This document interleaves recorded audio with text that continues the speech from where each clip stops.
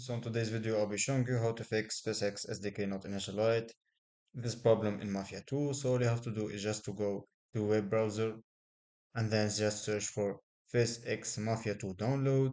You will choose the first website provided by NVIDIA. Make sure select it and then just download it by clicking on this link here. When you download it, you will have this folder containing these files. What I wanted to do is just to open up this, just make sure to download with this file. It will ask you to accept the agreement and the license agreement. Just click on I accept. Next, it will be installed. Make sure that you install it correctly and follow the steps that they give you. Then this will show up to you to make sure that it is installed. Then run your game and it will run without any problem or bugs.